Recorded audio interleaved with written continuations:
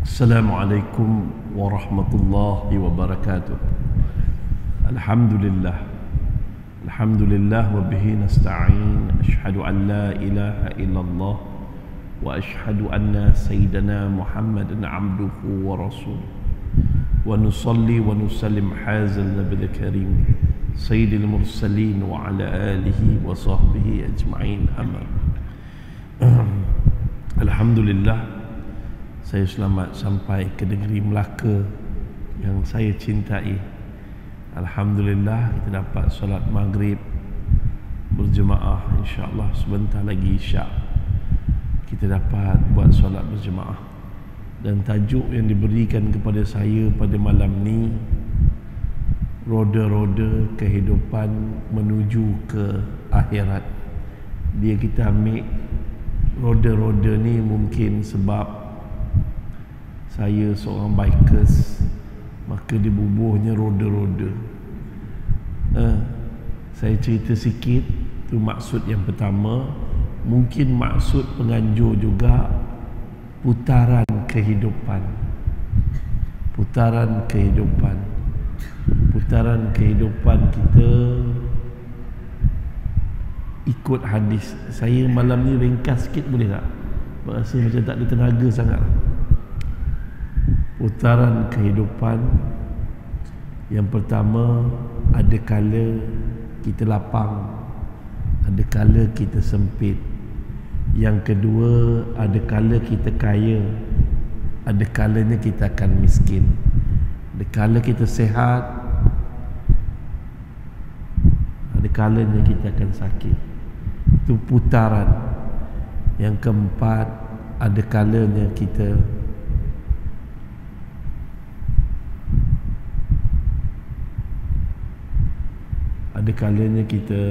apa? Ya, Nabi cakap 5 perkara tu. Gunakan masa lapangmu sebelum sempitmu, masa sehat sebelum sakit, masa muda sebelum tua. Orang muda akan tua, tua akan mati. Mati itu jalan pertama menuju ke akhirat. Hidup sebelum mati, itulah. Hidup ni berputar. Siapa yang dah lama hidup tahu. Dan kalau dah tengok dalam Quran surah Yusuf, sesebuah negara pun berputar. Ekonomi sebuah negara pun berputar. Daripada 7 tahun yang pertama, Nabi Yusuf kata kita dapat hasil, kita simpan sebahagian hasil tersebut. Gandum-gandum simpan untuk digunakan 7 tahun kemudiannya kemarau panjang. Saya pernah duduk di bumi Melaka tahun SPM tahun tu. Melaka kemarau panjang.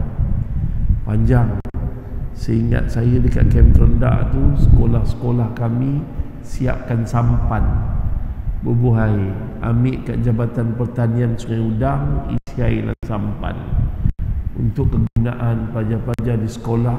Dan tu memang teruklah tahun tu. Dan mudah-mudahan Melaka Allah turunkan hujan dengan lebatnya supaya empangan kita penuh, kan? InsyaAllah. Dan rakyat Melaka tak ada masalah untuk berhadapan dengan masalah air.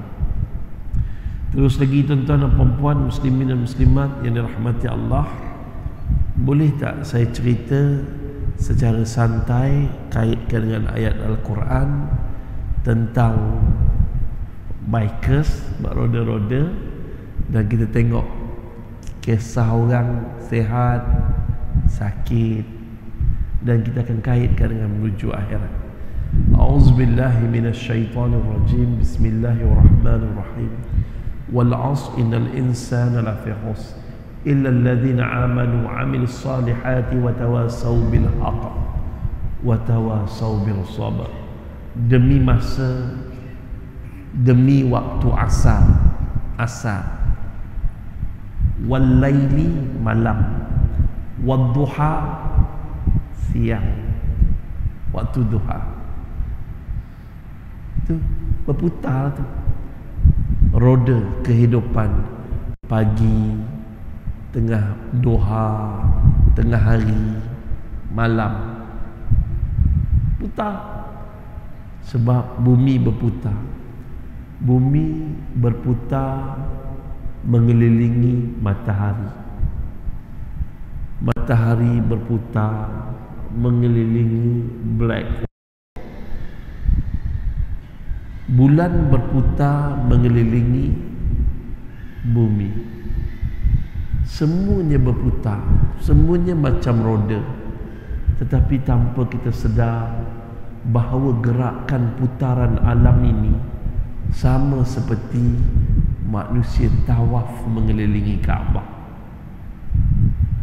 Dan sehingga nak menuju ke hari akhirat, hari kiamat, satu hari nanti matahari akan timbul, terbit daripada sebelah barat. Bumi akan melawan putaran tersebut. Matahari timbul daripada sebelah barat dan tenggelam sebelah timur. Saya cerita sikit peristiwa tersebut. Semua orang nampak bumi ni pada satu keadaan. 2 hari, 3 hari, 4 hari. Hanya orang-orang yang benar-benar beriman dia tahu. Kenapa tak bergerak matahari macam tu je? Kenapa cuaca mendung semacam ni dah dekat nak kiamat kan? Selama 4 hari mendung je, tak cerah sangat, tak gelap sangat. Tetapi orang-orang beriman tetap melaungkan azan dan memenuhi masjid. Hari kedua macam tu juga. Hari kedua macam tu juga. Hari ketiga pun macam tu juga. Sahlah. Sebentar lagi matahari akan terbit daripada barat. Sebab cuaca dia statik. Matahari kat situ je, mendung je. Tiba-tiba hari keempat matahari terbit daripada barat.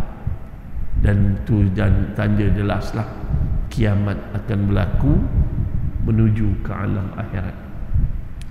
Tuan-tuan, itu dia. Demi masa manusia saya dah cerita tadi, gunakan 5 masa sebelum 5 masa, berada dalam keadaan rugi. Rugi ni, rugi orang yang main-main hidup dia.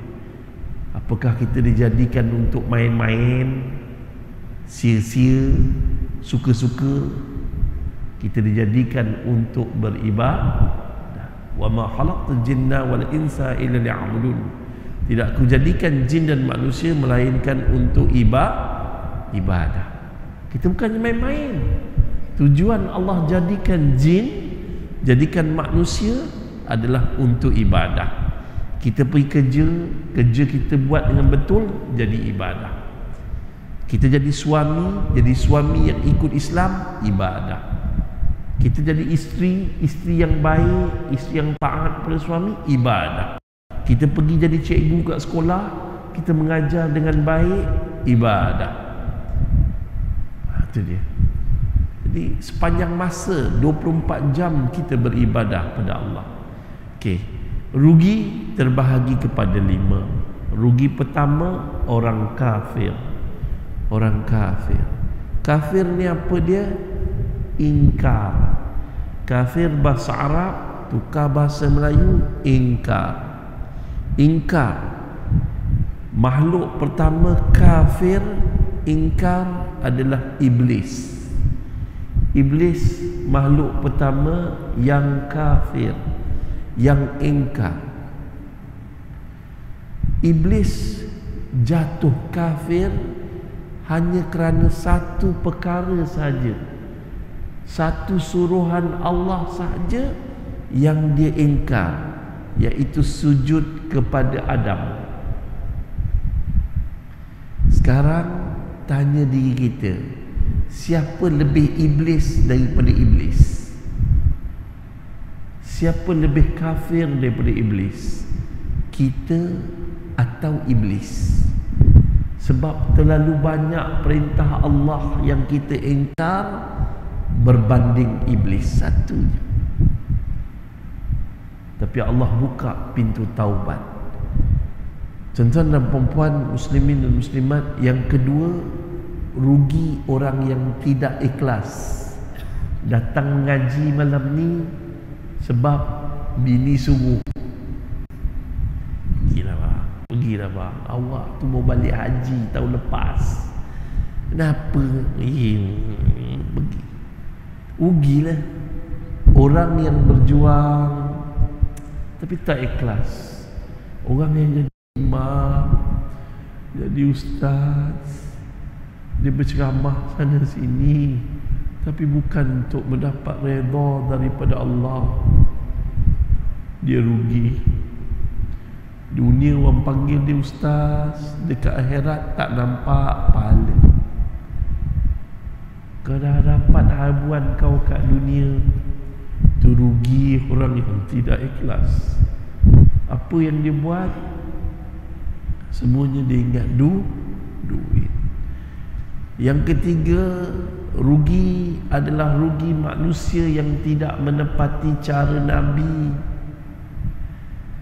Dia solat, tak solat cara Nabi. Biarpun tidak berdosa, tetapi dia tak dapat pahala yang berganda-ganda. Contoh, solat cara Nabi, kita tak nak cerita bab fiqh, takut kita bertelagah. Jadi kita cerita bab sifat solat Nabi ada 3. Pertama, Nabi solat berjemaah. Kedua, Nabi solat awal waktu. Ketiga, Nabi solat dengan hati yang khusyuk. Jom pujuk hati kita sebelum menuju ke akhirat, kita dapat solat berjemaah. Solat berjemaah isyak dan subuh itu cuba kita latihan. Kita tak tahu dah, kita dah tua, tak esok, tak lusa. Cuba sedaya upaya. Saya tahu ni ramai yang nak keluar negara, ke Turki, ke China, ke mana, ke KL, ke wilayah, ke mana, cari hotel yang dekat dengan masjid. Mudah-mudahan kita dapat pergi ke masjid. Terus, rugi tidak menepati cara Nabi. Tidur dapat pahala, tapi tak ikut cara Nabi tidur, tak dapat pahala. Cara Nabi tidur macam mana? Yang pertama, 60 tahun tidur tak dapat pahala. Tidur dapat pahala, tapi dia 60 tahun hidup dia tak dapat pahala. Sebab tidur tak cara Nabi. Cara Nabi tidur, sebelum tidur ambil wuduk. Itu satu je lah, nanti kita cerita lain. Dan seterusnya tuan-tuan dan puan-puan, muslimin dan muslimat. Yang keempat, rugi ahli maksiat. Nak menuju ke akhirat, nak lihat Allah, jangan jadi orang rugi buat maksiat. Baru ni saya forum di Muar bersama seorang artis yang telah berhijrah, nama dia Iwan Dangdut. Dia digelar Raja Dangdut. Saya tanya Bawan, masa Bawan jadi orang hebat, artis terkenal, berapa pendapatan Abang Wan? Dia kata, Ustaz, pendapatan sebagai seorang artis ni tak tetap, tapi dia pernah dapat 10 juta. Album dia jual dekat Malaysia laris, tapi lebih laris album dia jual di Indonesia. Tak sampai berapa bulan album dia terjual 4 juta unit. Saya kata, mana duit Abang Wan banyak tu? Tak tahu Ustaz, duitku dimakan setan. Dia kata macam tu. Allahu Akbar. Lepas tu apa pula? Memang duit tak berkat ni dia lain tau. Dia ada je jalan keluar dia. Saya tanya Abang Wan, Masa Abang Wan raja dangdut dulu, ada tak Abang Wan tengok kematian dan kematian tu menginsafkan Abang Wan? Tak ada. Kisah dia, satu malam ada sahabat baik dia yang selalu dakwah dia supaya datang ke masjid. Dan sahabat ni hidup dia memang tenang, tetapi Masya Allah, sahabat ni seorang yang alim, wara, suka pergi berdakwah. Pada malam tersebut, selepas seminggu keluarkan duit KWSP, dia ingin berdakwah di kelab malam. Bila dia pergi bertemu dengan Abang Irwan di kelab malam, dia dah mula lain. Subuh dia tak ke mana. Dulu jemaah tetap dah mula kurang. Seronok. Akhirnya jatuh cinta dengan JRO. Satu malam dengan kelab malam tu, JRO tu pak pujuk dia minum arak. Dan itulah kali pertama dia minum arak. Dan dia minum bergelas-gelas banyak. Akhirnya ketika tegukan yang terakhir, dia menghembuskan nafas yang terakhir. Malaikat maut menyiat rohnya daripada tubuhnya di dalam kelab malam dan mati di hadapan Abang Irwan Raja Dangdut. Abang Irwan kata, saya tengok kematian Ustaz, tapi dah mati, nak buat macam mana? Matilah. Dangdut harus diteruskan. Biar je. Sekejap lagi polis datang, ambulans datang, cek memang dah mati, polis ambil jalan. Tapi dangdut tetap dangdut.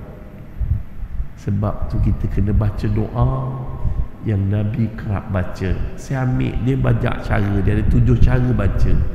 Tapi yang Nabi kerap baca ikut riwayat Tirmizi. Ya muqallibal qulub, sabbit qalbi ala dinik. Wahai Tuhan yang membolak-balikkan hati, kekalkan hati atas agama ni.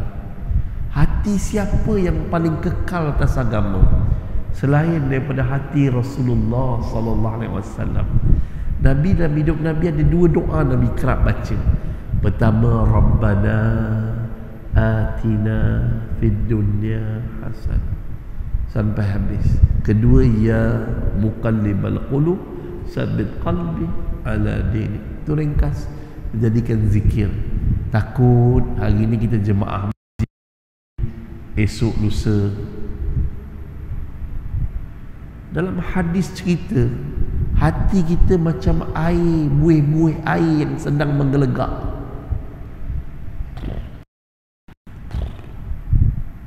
Berbolak-balik. Diminta tolong Allah, janganlah bolak-balikkan hati kita. Kekalkan hati kita, hidup kita atas agama ni. Terus lagi tuan-tuan dan puan-puan, mati dalam keadaan maksiat adalah mati yang paling rugi. Dan seterusnya, akhir sekali rugi orang miskin di dunia, tapi miskin di akhirat. Miskin di dunia tapi tak nak solat. Ada jenis manusia tu. Kita jangan cerita miskin, tergambar miskin macam bersamamu tu, tak. Miskin hari ni, yang banyak kredit kad tu miskin lah. Yang banyak hutang tu miskin lah. Hidup penuh bertimbun-timbun hutang, tapi tak nak solat. Rugi. Hidup di atas muka bumi, dibebani, diberati dadanya dengan hutang, tapi tak nak solat. Akhirnya mati, dipukul, dipalu, sehingga ke hari kiamat dimasukkan ke dalam neraka. Dia berbeza dengan orang kaya. Kalau dia tak solat pun dia rasa nikmat dunia. Dia miskin, siang pergi kerja, balik kerja, pergi kerja, bayar hutang, tapi tak nak solat. Berapa ramai pekerja-pekerja kita macam tu tak nak solat, kerja bagai nak gerak, sampai nak mati nanti baru nak solat. Tak sempat. Selesai. Allah. Dalam Nabi 5 perkara rugi, kecuali orang yang beriman. Beriman ni apa dia? Beriman adalah kebolehan jiwa merasai hadirnya Allah.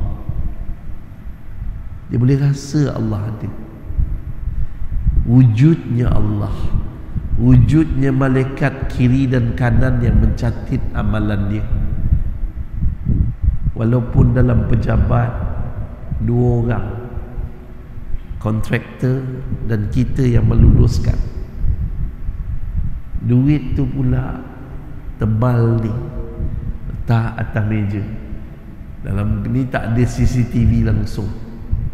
Ambil 100,000 tu, tak ada confident, tapi dia lupa CCTV Allah kiri dan kanan nampak. Sebab dia tidak beriman. Beriman bukan sekadar percaya atau yakin, tetapi satu kebolehan jiwa merasai kehadiran Allah di mana-mana. Itu iman. Beramal soleh. Beramal soleh adalah bukan orang semayang ni amal soleh, bukan orang pergi haji amal soleh, bukan orang solat 5 waktu amal soleh, tak. Bukan puasa dalam bulan Ramadan bukan soleh. Ini kita cerita sikit amal soleh. Saya buat formula daripada rukun Islam. Rukun Islam mengucap 2 kalimah syahadah, wajib. Solat 5 waktu, wajib. Nombor 3, puasa dalam bulan Ramadan, wajib. Tak buat, berdosa. Zakat, wajib. Tak bayar, berdosa. Haji, wajib. Mampu tak pergi, berdosa. 5 perkara. Jom kita pecah pada sunnah dan sunat. Apa dia soleh? Soleh menghidupkan amalan sunat dan sunnah secara istiqamah tanpa meninggalkan yang wajib. Itu orang soleh. Saya ulang balik, apa dia orang soleh? Orang soleh menghidupkan amalan sunat dan sunnah secara istiqamah tanpa meninggalkan yang wajib. 4 ciri orang soleh. Yang pertama apa dia? Mengucap 2 kalimah syahadah, wajib. Sunatnya apa dia? Zikirullah. Subhanallah, alhamdulillah, wa la ilaha illallah. Sunat, zikir. Nombor 2 apa dia? Mengaji Al-Quran. Nombor 3 apa dia? Dakwah. Syahadah Nabi ajar di bumi Mekah 13 tahun. Itu lambang dakwah. Mengajak orang, menyeru orang meninggalkan berhala yang tidak bernyawa, sembahlah Allah yang Maha Esa. Nombor 4, selepas tu jangan lupa sunnah Nabi buat daripada syahadah, istighfar, astaghfirullahalazim, astaghfirullahalazim sebanyak 100 kali satu hari. Nabi tak ada dosa, tapi Nabi bertaubat kepada Allah seolah-olah Nabi lah manusia yang paling banyak dosa dalam dunia. Isteri kita isteri yang baik, tapi sekejap-sekejap minta maaf. Sayang tak kita kat dia? Bagaimana wanita pertama yang akan syurganya paling hampir dengan Rasulullah sallallahu alaihi wasallam? Dia bukannya ahli ibadah, namanya Mutriyah. Fatimah tak puas hati. Siapa dia Mutiyah ni? Pergi ke rumah Mutiyah. Rupa-rupa Mutiyah ni selepas 3 kali pergi baru dapat masuk, sebab nak minta izin suami. Itu panjang cerita dia. Mutiyah ni, Fatimah tengok dia sangat merendah diri pada suami. Dia hidangkan makanan, dia siapkan rotan. Kalau makanan tak sedap, rotan lah. Kalau layanan tak sempurna, rotan lah. Suami rotan lah? Tak. Kejap-kejap minta maaf, kejap-kejap minta maaf. Suami sayang. Itu dia. Jom kita minta maaf pada Allah. Kita banyak dosa.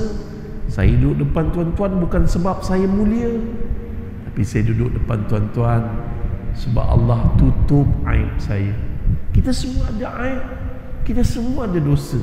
Jom pujuk, janji dengan saya, minimum satu hari istighfar 200 kali, 100 pagi, 100 petang. Buatlah. Kita tak tahu ni banyak dosa kita ni. Nombor 5, amal soleh daripada syahadah, selawat. Nabi berselawat satu hari 100 kali. Sallallahu ala Muhammad, sallallahu alaihi wasallam. Selawat. Bukannya Nabi selawat, Allah selawat ke atas Nabi. Itu tiap hari Jumaat Katib baca. Dah. Tuan-tuan dan perempuan muslimin sunat ni 5 perkara. Selesai. Yang kedua, solat. Banyakkan solat sunat tanpa meninggalkan solat fardu. Solat sunat witir, solat sunat tahajud, solat sunat sebelum subuh 2 rakaat yang lebih baik daripada dunia dan seisinya. Lepas tu solat sunat duha, solat sunat apa lagi? Sebelum dan selepas solat. Lepas tu solat apa? Solat hajat, solat taubat, macam-macam solat lagi banyak. Buatlah. Selesai. Tapi jangan lupa solat wajib ada 2. Satu solat fardu, satu lagi solat qada wajib yang kita pernah tinggalkan. Qada fardu yang pernah kita tinggalkan. Macam mana nak qada ni ustaz? Ulama kata down payment dia taubatan nasuha. Taubat kerja hati, nasuha perbuatan bersungguh-sungguh. Sebelum subuh ataupun selepas subuh buat qada subuh. Ustaz, saya dah tinggal solat 40 tahun. Macam mana saya nak qada ustaz? Qada sekadar mana yang mampu. Semua ulama cakap qada sekadar mana yang mampu. Sebelum subuh qada subuh, sebelum zuhur qada zuhur, maghrib qada maghrib, isyak qada isyak, asar qada asar. Buat. Kita tak tahu tak esok tak lusa. Jom qada salat. Habis, selesai. Jangan berhujah. Buat-buat. Hujah ni tak selesai-selesai. Wallahi tak ada seorang mufti ataupun ulama ataupun ustaz yang akan menjadi peguam bela kita di hadapan Allah ketika solat kita dihisap. Kau jawab sendiri. Dia orang cakap kat atas muka bumi ni senang. Silap-silap ustaz, ulama, mufti itu pun sedang tentang solat yang pernah mereka tinggalkan dan fatwa yang pernah dikeluarkan. Sana tak ada peguam bela. Jadi kita berhenti dulu untuk beri laluan kepada seruan azan.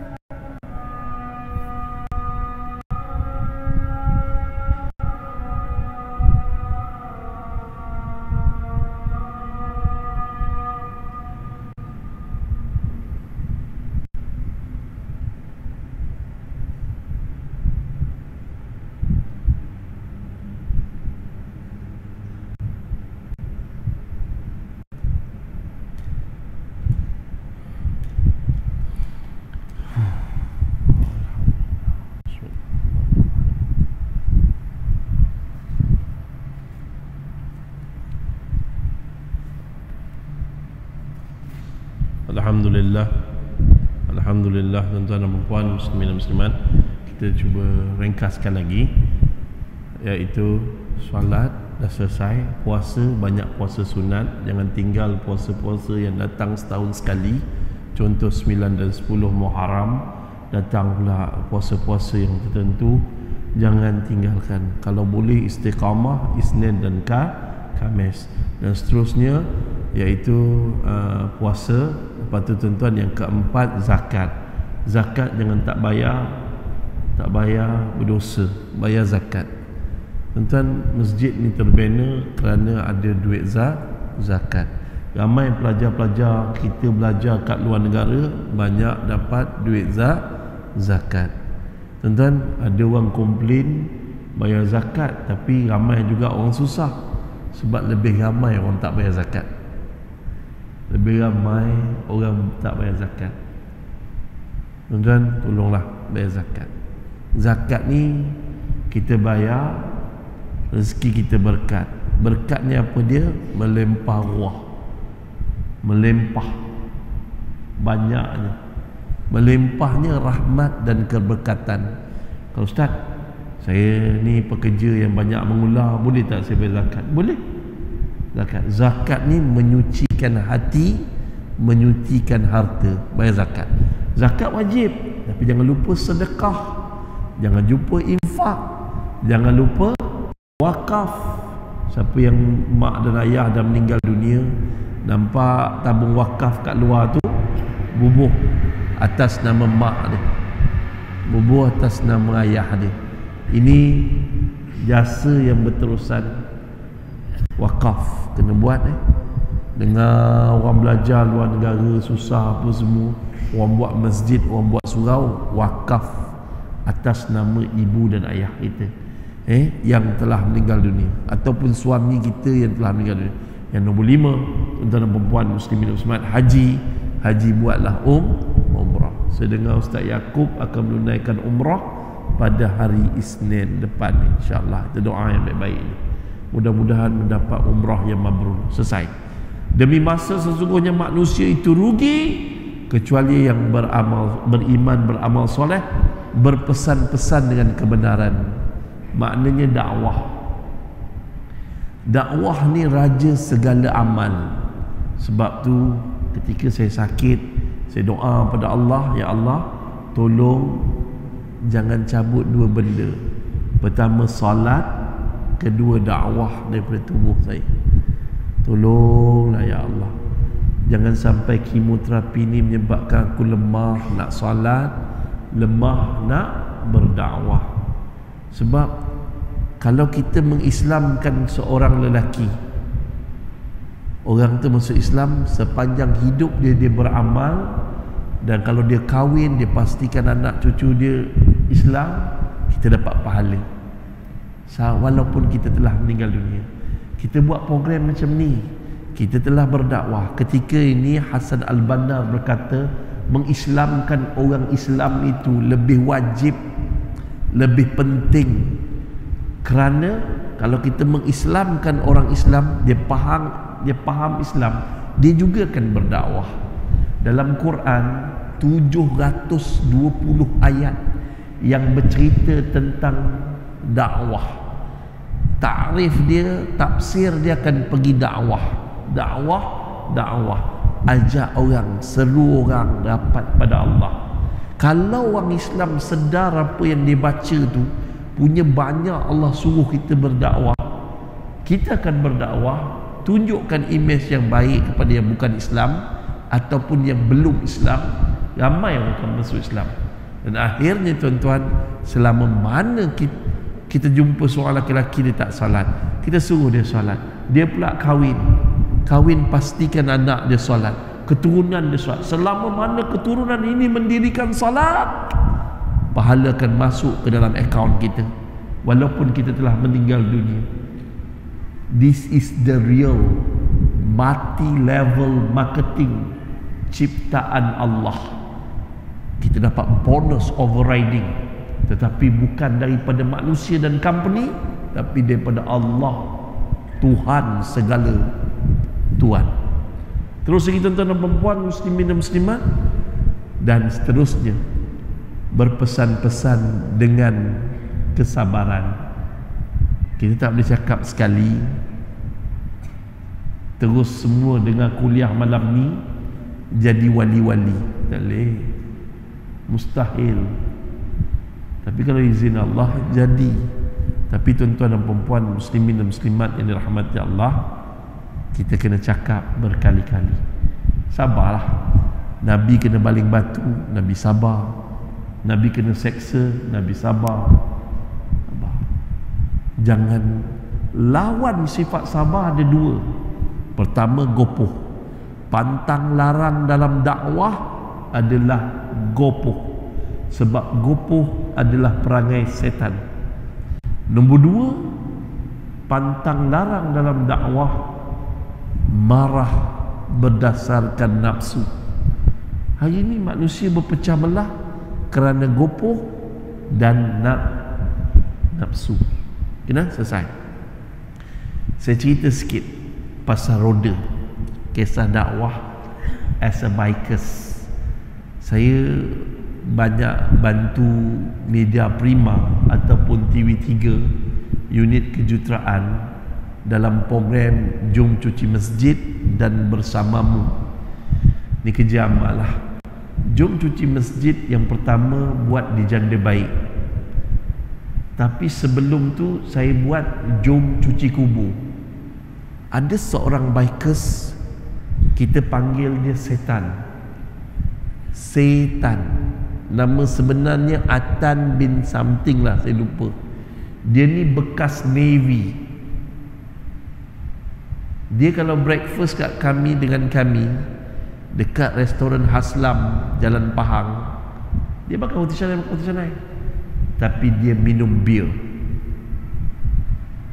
Tengah hari, malam, pagi, petang, bir.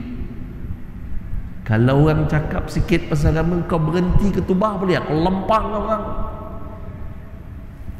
Pakai motor besar. Satu hari saya teringat saya nak buat program Jom Cuci Kubur. Saya dah pakat dengan orang kubur, gali kubur. Dan saya minta seorang volunteer. Dalam hati saya doa daripada malam tu, minta saya dapat tanam dia. Sebab umur dah 60 lebih, semayang tak ada. Saya ikut dia ke Hat Nyai. Dia tidur dekat Shangri-La sana.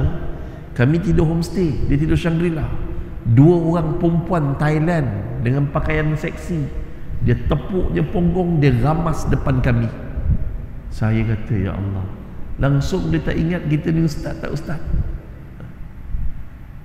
Cium apa semua. Bini ada kat rumah. So dia punya tu. Saya pun tak tahu macam mana nak buat. Tapi saya doa ke Allah, ya Allah, kalau aku dapat Islamkan dia ni, aku dapat dakwah kat dia, rasa puas hidup aku.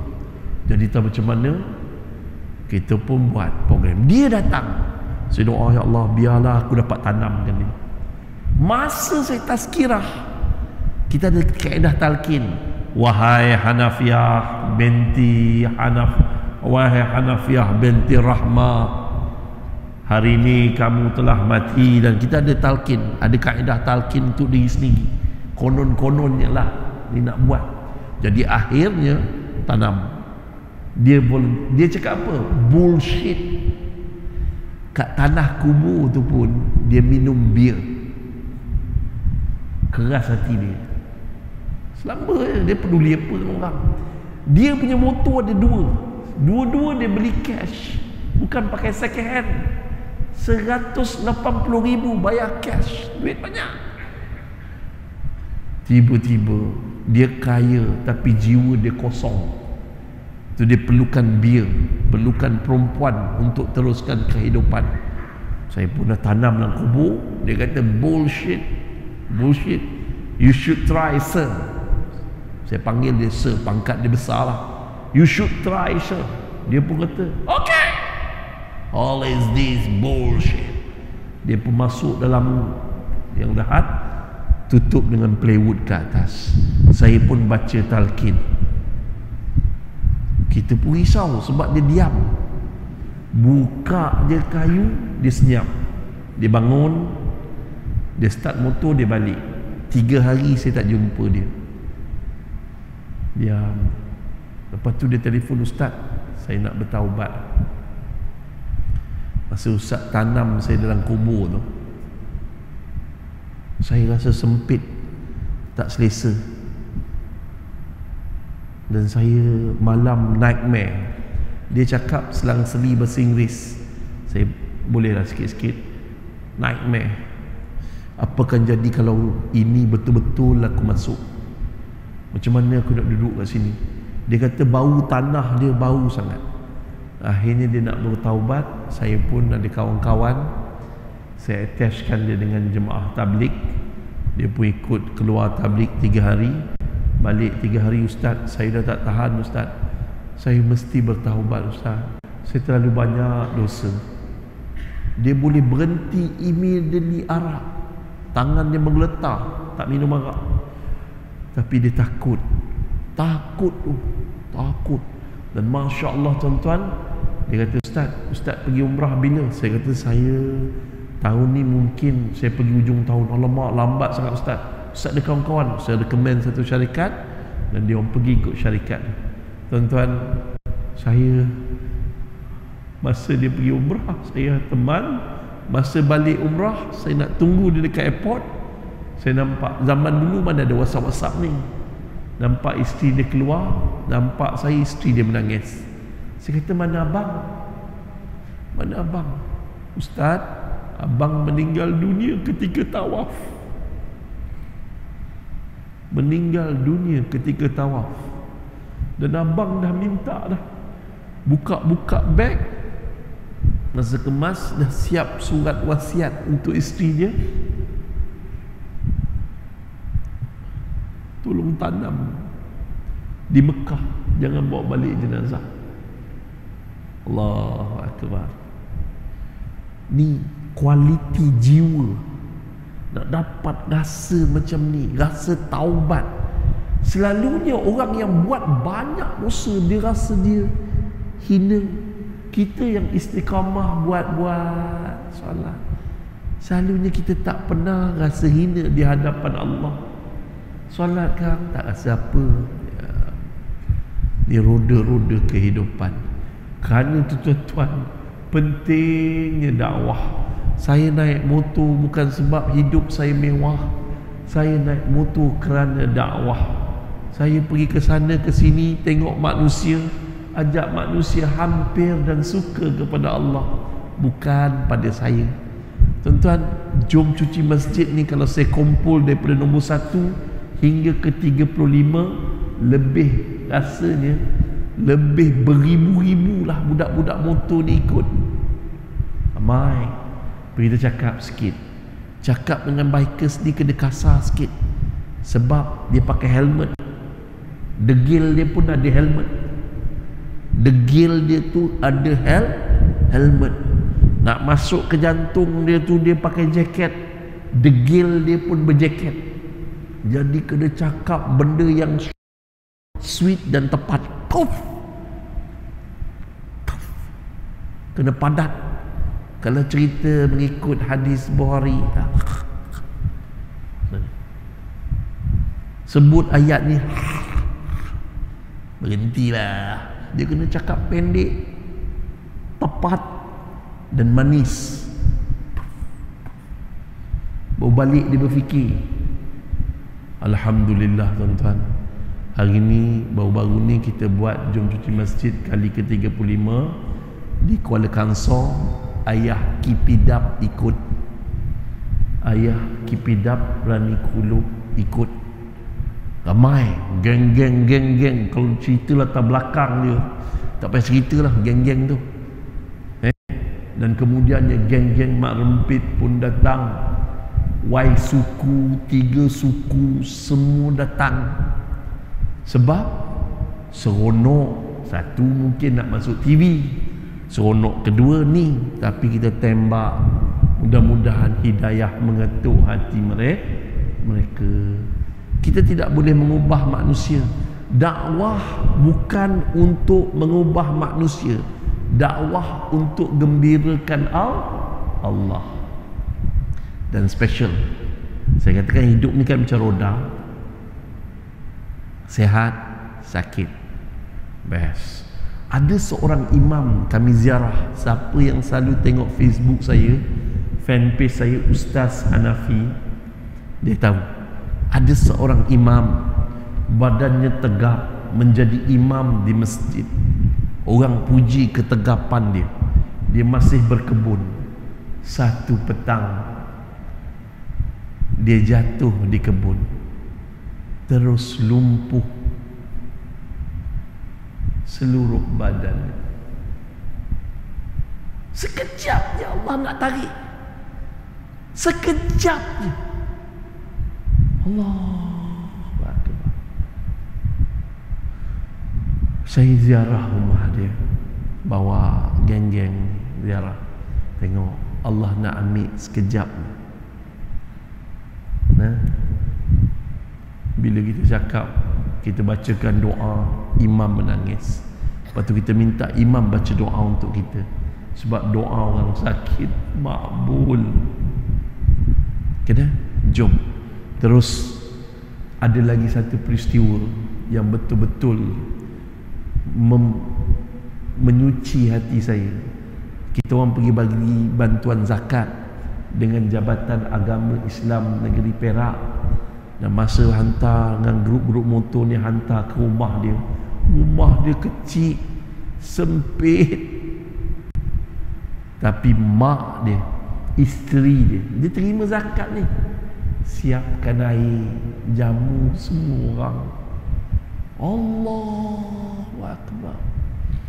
Jamu, dia tak ada apa kat rumahnya, gula pun orang bagi. Minum ustaz. Dia memuliakan tetamu. Cuba tengok kawan-kawan kita yang kaya, pergi rumah dia sampai berdehem, kadang-kadang baru sampai air. Air pula suam-suam kuku. Tahu, cepat habis, cepat langkah balik. Dia punya macam tu. Tapi dia beria-ria. Allah, saya kata, ya Allah. Sebab tu saya selalu cakap, miskin bukan bererti hina, kaya belum tentu mulia. Dan jom pujuk hati kita. Miskin, saya selalu pesan dekat sahabat-sahabat, dengan bibi jangan kasar. Bibi-bibi, alhamdulillah saya ada pembantu rumah. Pembantu rumah saya yang pertama orang Madura. Dia ni hafizah Quran, tapi tinggalkan anak, tinggalkan bini, datang menyeberang lautan, bekerja dengan kita. Yang nombor dua, tuan-tuan, yang ni alhamdulillah yang kerja sekarang ni, dia juga bahasa Arab dia fusahah, cantik, sedap dia bercakap. Kita jadi tuan rumah, silap bibi kita masuk syurga. Sebab tu dengan bibi cakap lembut-lembut. Bos ni, ramai bos, hidup ni bagai roda. Mungkin kita kaya, kita bos di dunia, tapi di alam barzakh, dekat akhirat, silap-silap pekerja ni yang doa, pekerja ni sedekah atas bos, nama bos yang zalim, yang pernah menyalimi diri dia. Buat baik dengan semua orang, bukan untuk mengubah orang, tetapi buat baik dengan semua orang untuk gembirakan Allah. Di dunia akhir kiamat ni, dunia akhir zaman ni, dekat-dekat nak kiamat ni, jangan guna pepatah buat baik dibalas baik. Jangan. Buat jahat dibalas jahat. Jangan. Ni dunia dah terbalik. So kita buat baik, kadang-kadang dibalas jahat. Berapa ramai orang yang kita akhirnya tikam kita di belakang. Jadi nasihat saya, buat baik kerana Allah, buat jahat bertaubatlah. Terus lagi tuan-tuan dan perempuan, muslimin dan muslimat, terus lagi saya pernah bawa motor, jumpa satu kes. Kes ni agak menarik. Kes ni anak-anak yang kurang hajar, biadab pada mak dan ayah. Dia ikut ride, dia lebih utamakan isteri dia. Satu hari tu ikut ride. Kalau mak bapak pun dia kurang hajar, takkan dia nak ikut marshal. Dia tak ikut polis depan tu, dia pun ride. Tunjuklah hero main corner, ngap, cecah lutut, akhirnya meninggal dunia dalam keadaan mengerikan. Ingat, kita sakitkan hati mak ayah kita. Azab yang Allah tidak akan tangguh, tunggu kiamat, tunggu dalam alam barzah. Sebelum mati Allah akan bagi. Dua, melalaikan solat. Yang kedua, derhaka pada mak dan ayah. Siap sedialah wahai anak-anak derhaka di luar sana. Tunggulah azab daripada Allah kalau kita tidak bertaubat. Ramai anak kita punya garang dengan kita, anak laki-laki dah hari ni garang dengan mak ayah, tiba-tiba dengan bini macam anjing kena baling batu. Ubah mak dulu, ayah dulu, baru isteri. Isteri pula kena ingat suami dulu, baru ibu dan ayah. Saya baru cakap dekat live Facebook saya tadi, saya cakap kalau ada masalah suami isteri, bukan cari ustaz dulu, tapi cari mak dan ayah dulu. Suruh mak dan ayah doa, ya Allah, anak aku sekarang ni ada masalah dengan suami dia. Doa mak lebih mustajab daripada doa para ulama. Kenapa kita tak percaya benda tu? Doa mak lebih tepat tanpa hijab menuju kepada Allah. Tepat. Kadang-kadang kita jumpa ustaz bagi duit. Dengan mak tak bagi, dengan ayah tak bagi. Macam mana hidup nak berkat? Saya tutup dengan satu kisah last. Tadi semalam habis je saya ceramah dekat Selanda, sekolah berasrama penuh integrasi Selanda. Pak panggilan telefon, Assalamualaikum Ustaz. Waalaikumsalam. Saya ni pemandu Grab, tapi saya nak Ustaz cerita, share sikit dekat ni. Ada seorang Cina cakap kat saya, kenapa orang Islam hari ni lebih sayang kucing daripada mak dan ayah, lebih suka bela kucing daripada mak dan ayah. Saya pun terperanjat. Saya kata boleh tak saya call kemudian. Habis tu tuan-tuan, dia cerita dia di utara Malaysia. Dia cakap dia ada seorang suami isteri membesarkan 2 orang anak. Anak dia suka kucing daripada kecil. Kemudiannya mak dan ayah bergolok gadai jual apa ni untuk pastikan anak belajar sampai ke Menara Gading. Dua-dua berjaya hingga jadi pegawai besar kerajaan. Tetapi dua-dua ni lupakan mak dan ayah. Tak pernah jemput mak dan ayah datang ke ofis, upacara-upacara, tak pernah jemput mak dan ayah. Dah lah tak pernah jemput mak dan ayah. Mak kat kampung pun dia tak ziarah. Bapa meninggal dunia, balik, lepas tu jalan terus, tinggal mak terkontang kanting. Dah lah tak bagi duit kat mak, tak ziarah mak. Dan apa berlaku?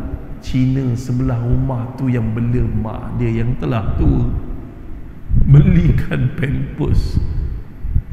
Bapa dia ni bekerja sampai mati, semata-mata nak membesarkan anak sampai masuk ke universiti, sampai berjaya. Tapi tak, dia ada anak-anak derhaka. Saya ingat cerita ni cerita lama, tapi baru ni. Tuan-tuan dan puan-puan, muslimin dan muslimat yang dirahmati Allah, apa berlaku selepas tu? Allah, kita kena berhenti dah ni. Saya tengok muka pun boleh terus, saya tak boleh. Badan malam ni tak larat sangat. Saya habiskan cerita ni. Kucing, dia bela kucing, siap pergi jumpa doktor, pergi hantar kucing ke sekolah. Sampai kucing boleh berak dalam tandas. Sampai macam tu dia layan kucing. Tapi mak dan ayah dia layan macam sampah. Tunggulah azab daripada Allah. Taubatlah cepat. Tuan-tuan dan perempuan, muslimin dan muslimat, mungkin ada ibu dan ayah kat sini yang pernah rasa mungkin lebih teruk daripada ni. Anak lebih mementingkan isteri, anak lebih mementingkan karier, anak lebih mementingkan grup motor, anak lebih mementingkan anak lebih mementingkan kawan. Hari ni tunggulah balasan daripada Allah. Saya ulang balik yang saya sebut. Allah tak pandang serban kau tebal mana, dahi kau hitam mana, janggut kau panjang mana, putih jubah kau Allah tak pernah heran. Berapa banyak kau khatam Quran Allah tak pernah pandang.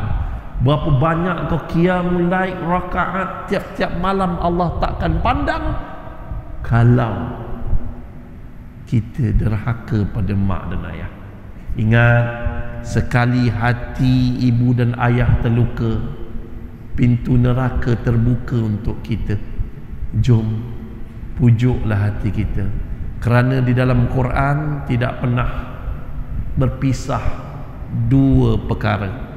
Pertama, jangan kamu syirikkan Allah dan derhaka pada ibu bapa. Satu hari nanti roda berpusing, kita menjadi bapa, kita menjadi ibu. Kalau nak tak anak kita kenakan kita macam kita kenakan mak dan ayah? Pasti tak nak. Dan akhir sekali roda ni akan berhenti ketika panggilan sakaratul maut, kullun nafsin za'iqatul maut. Setiap yang hidup pasti akan merasai mati, dan kita akan mati. Dan mati bukan berakhir sebuah kehidupan, tetapi bermula sebuah kehidupan yang baru, yang lebih lama, yang lebih panjang. Sudahkah kita bersedia? Kalau belum bersedia, taubatlah segera, qadaklah salat sementara masa ada, dan tolonglah beramal sepanjang masa. Itu saja daripada saya. Yang kita tutup dengan doa. Bismillahirrahmanirrahim. Alhamdulillah Rabbil Alamin. Wassalatu wassalamu ala asrafil anbiya wal mursalin Sayyidina Muhammad wa ala alihi wa sahbihi ajma'in. Wahai Allah, wahai Tuhan yang menciptakan cinta, wahai Tuhan yang membisikkan rindu, jadikanlah cinta dan rindu kami hanya untuk-Mu, ya Allah. Ya Allah, ampunkanlah dosa kami, dosa keluarga kami, dosa ibu dan ayah kami, dosa pasangan hidup kami, dosa anak-anak kami, ya Allah. Dosa guru-guru kami, kaum muslimin muslimat, maupun yang masih hidup ataupun yang telah mati, ya Allah. Andai ada di kalangan kami yang telah kematian ibu dan ayah, tolonglah ya Allah, lapangkanlah kubur ibu dan ayah kami, ya Allah. Terangilah kubur ibu dan ayah kami, ya Allah. Ya Allah, ya Rahman, ya Rahim. Kalau ibu kami banyak melakukan dosa, kalau sepanjang hidup ayah kami melalaikan solat, ahli maksiat, tolonglah ya Allah. Kau janji kau akan makbulkan doa kami. Tolonglah ya Allah, makbulkanlah doa kami pada malam ni, ya Allah. Untuk ibu dan ayah kami, ampun semua dosa arwah ibu dan ayah kami, ya Allah. Hidup mereka dulu terlalu susah, ya Allah, untuk membesarkan kami, ya Allah. Takkan kami mampu membalas jasa baik ibu ayah kami, ya Allah. Tolonglah ya Allah, kami terlalu rindukan ibu dan ayah kami, ya Allah. Temukanlah kami dengan ibu ayah kami di dalam syurga-Mu ya nanti, ya Allah. Ya Allah, jangan Kau benarkan malaikat memukul tubuh ibu dan ayah kami, ya Allah. Tolong, ya Allah. Jangan Kau benarkan ibu dan ayah kami seinci pun tubuhnya dibakar dalam api neraka, ya Allah. Tolong, ya Allah. Kami yakin Kau Tuhan yang Maha mendengar, dan tolonglah, ya Allah. Kesihanlah pada mereka, ya Allah, sebagaimana mereka kesihan pada kami sejak waktu kami kecil, ya Allah. Ya Allah, jauhkanlah kami dari sifat munafik, fasik dan kufur. Jauhkanlah kami dari syirik dan murtad, bid'ah dan khurafat. Matikanlah kami dalam iman, matikanlah kami dalam Islam. Izinkanlah kami ketika sakaratul maut melafaz la ilaha illallah. Tolong, ya Allah, dan pilihlah kami syahid di jalan-Mu, ya Allah. Ya Allah, jadikanlah kami, anak-anak kami, keturunan kami, keturunan yang soleh wal musleh. Jadikanlah kami, anak-anak kami, keturunan yang mendirikan salat. Jadikanlah kami, anak-anak kami, keturunan yang tidak akan meninggalkan salat walaupun satu waktu, ya Allah. Tolonglah, ya Allah. Kami tak pandai jaga anak-anak kami, ya Allah. Kami bodoh, kami merayu pada Engkau, ya Allah. Tolonglah pelihara anak-anak kami, ya Allah. Zaman ni zaman yang terlalu ganas, ya Allah. Kami tak nak anak-anak kami seorang pun masuk neraka, ya Allah. Kami sayang mereka semua, ya Allah. Ya Allah, berilah taufik dan hidayah-Mu kepada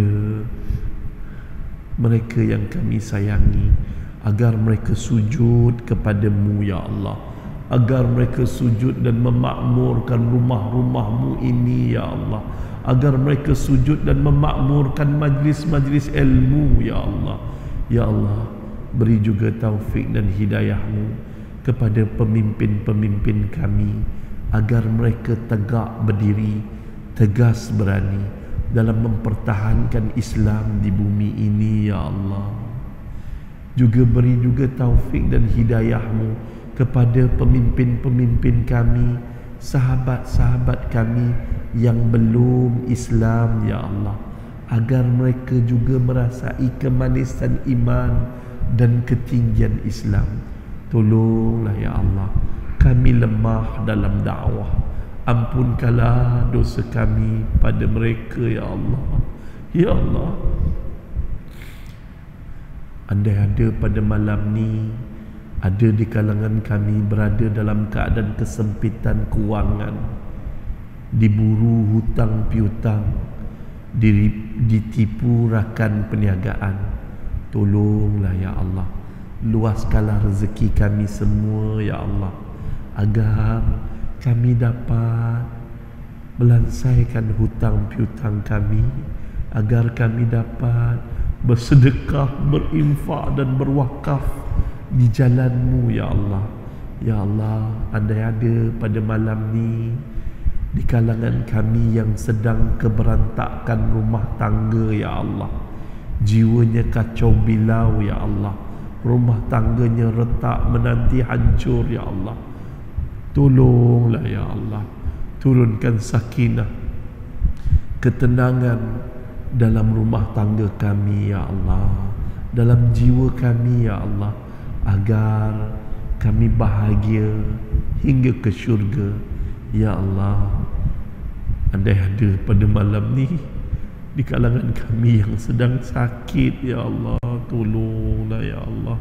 Sembuhkanlah penyakit kami semua, ya Allah, sebagaimana Kau sembuhkan penyakit Nabi Ayub alaihissalam. Tolonglah, ya Allah. Ya Allah, sembuhkanlah penyakit ibu dan ayah kami. Luaskanlah rezeki mereka, sehatkanlah tubuh badan mereka, agar mereka dapat beribadah dengan lebih sempurna padamu ya Allah. Ya Allah, sampaikan salam kerinduan kami kepada Nabi Muhammad sallallahu alaihi wasallam. Kami ingin memeluk tubuhnya yang mulia ya Allah. Kami ingin melihat Nabi kami senyum kepada kami ya Allah. Tolonglah ya Allah, berilah kekuatan kepada kami untuk mengamalkan sunnah dan perjuangannya agar kami beroleh syafaatnya di akhirat nanti ya Allah.